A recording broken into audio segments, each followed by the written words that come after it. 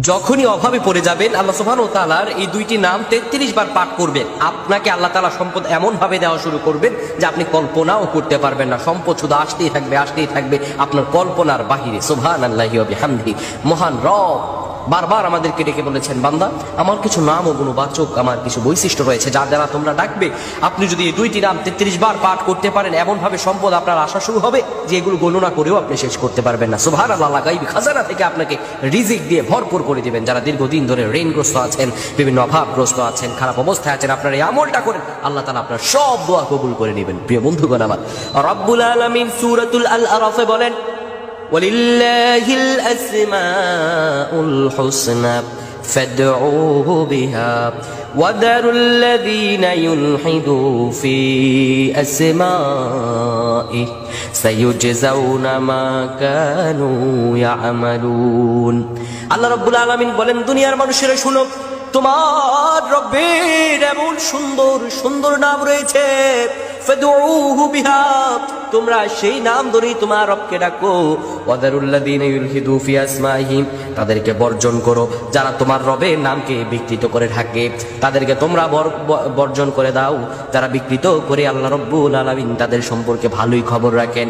প্রিয় ভাইরা আমার, আপনি যখন বিপদে পড়ে যাবেন, অভাবগ্রস্ত হয়ে যাবেন, আপনি যদি এই দুইটি দোয়া 33 বার করে পাঠ করতে পারেন, আল্লাহ রাব্বুল আলামিন আপনার নসিব খুলে দিবেন। এত সম্পদ আপনার আসবে আপনি কল্পনা করতে পারবেন না। দুইটি দোয়া কি? এক নাম্বার আপনি বলবেন, ইয়া রাউফ, ইয়া রাউফ, ইয়া রাউফ, 33 বার পাঠ করবেন। 33 বার পাঠ করার পরে এরপরে আপনি পড়বেন, ইয়া রাজ্জাক, ইয়া রাজ্জাক, ইয়া রাজ্জাক। এটাও 33 বার পাঠ করবেন। দুটি দোয়া আপনি 33 বার পাঠ করবেন। এক নম্বরে ইয়া রাউফ, 2 ইয়া রাজ্জাক, ইয়া রাউফ, ইয়া রাজ্জাক। এই দুইটি দোয়া যদি 33 বার আপনি পাঠ করতে পারেন, আল্লাহর উপর ইস্তেকামাত করে, রব্বুল আলামিন আপনাকে এমন পরিমাণে সম্পদ দিবেন, আল্লাহ নিয়ামত পেয়ে মস্তকটা নত হয়ে যাবে। সুবহানাল্লাহ। আল্লাহ নিয়ামত পেয়ে আপনার দিলটা খুশি হয়ে যাবে। আল্লাহ এই জন্য বলছেন, বান্দা হতাশ হবে না।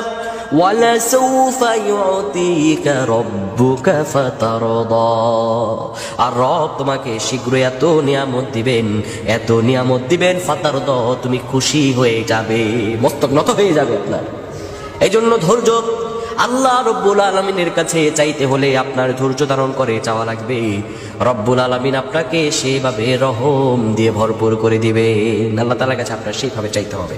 মহান রবের কাছে যদি হৃদয়ের আকুতি ভরা চাওয়াটা আল্লাহ তাআলার কাছে চাইতে পারেন, আমার রব আপনাকে কবুল করতে দেরি করবেন না। আপনার রিজিক খুলে যাবে, আপনার বরকতে আপনি ভরপুর হয়ে উঠবেন, আপনার অন্তরটা প্রসারিত হয়ে যাবে ইনশাআল্লাহ। তাই আপনারা এই দুটি দোয়া পাঠ করবেন। আল্লাহ আমাদের প্রত্যেকে কবুল করুক। আমরা পড়ছি আল্লাহুম্মা আমিন।